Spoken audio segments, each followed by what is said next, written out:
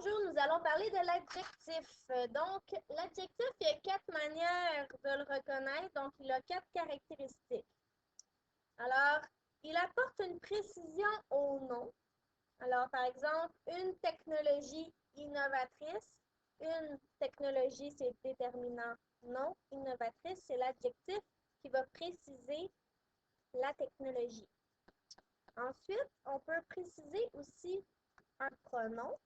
Si je prends le même exemple, une technologie innovatrice, on peut remplacer une technologie par elle. On peut dire elle est innovatrice. Donc, on va préciser un pronom. Ensuite, l'adjectif va recevoir le genre et le nombre du nom parce qu'il est toujours placé avant ou après un nom. Alors, si je reprends toujours le même exemple, une technologie innovatrice, alors l'adjectif va être placé après le nom.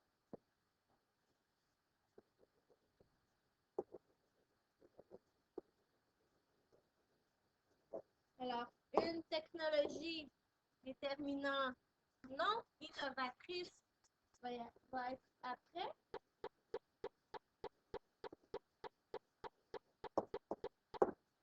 Et il va prendre le genre et le nombre du nom technologie.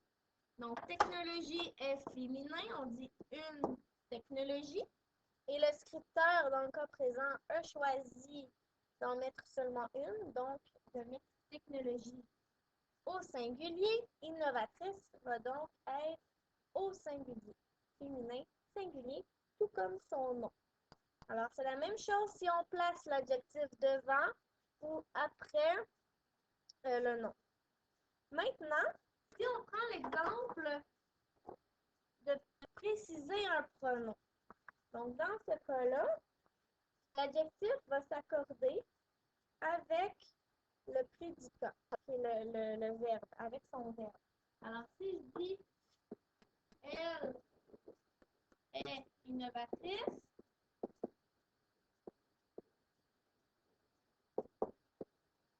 alors innovatrice va être féminin et va s'accorder avec le groupe du nom avec lequel il se rapporte. Et dans ce cas-ci, c'est un pronom. Donc, quand on a un verbe être, comme dans le cas ici, est, le verbe qui suit, le verbe être, va toujours s'accorder avec le pronom ou le groupe du nom qui va avec le verbe. Donc, si par exemple, mon exemple, si c'est ma phrase est les jeunes garçons sont grands, par exemple. Alors là, à grand, je vais mettre un S parce qu'il s'agit de mon adjectif qui précise le groupe du nom jeune garçon. Et jeune garçon est pluriel et masculin, donc grand doit aussi être pluriel masculin. Donc, mon adjectif s'accorde toujours avec le groupe du nom, le pronom auquel il se rapporte. Toujours, toujours. Maintenant, comme dans les noms, habituellement, les adjectifs, on va ajouter un E pour les mettre au féminin. Donc, on a appris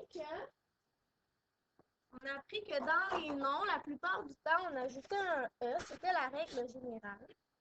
Donc, pour les adjectifs, c'est la même chose. Donc, quand on veut mettre un adjectif au féminin, en règle générale, on ajoute un E. Comme par exemple, joli.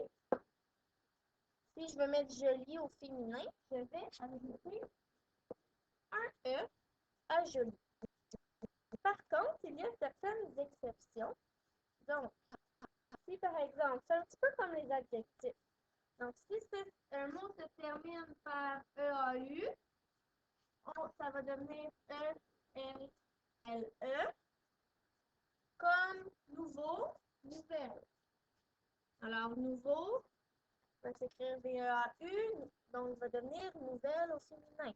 Donc, ça change.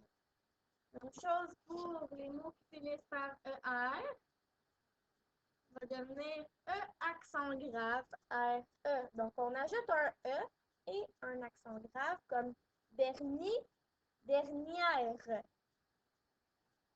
Donc, voilà. Ensuite, les mots qui se terminent par E-U-R ou E-U-S-E vont devenir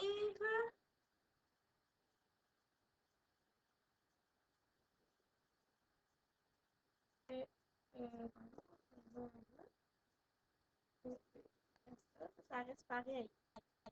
C'est bon, donc c'est la même chose. Ensuite, les mots qui finissent par T-E-U-R vont devenir tristes, comme par exemple innovateur, innovatrice, prometteur, et sinon, peut devenir euse.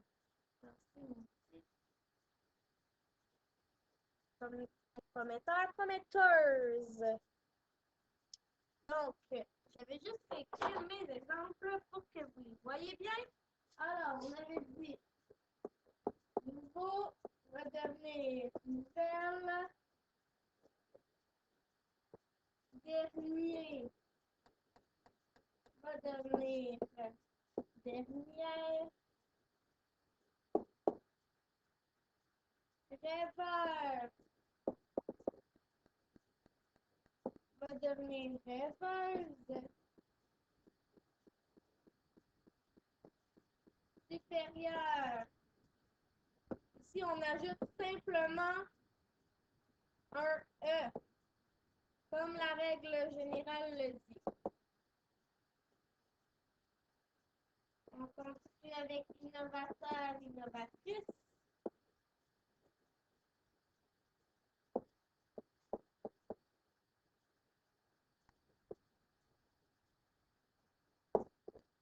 Et finalement, prometteur, prometteuse.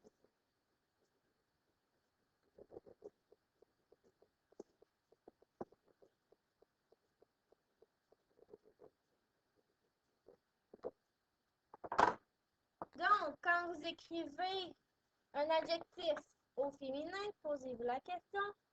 Au masculin, ça se termine comment? Et là, après ça, vous allez pouvoir dire, OK, ah ben c'est une règle générale, donc je vais ajouter un E.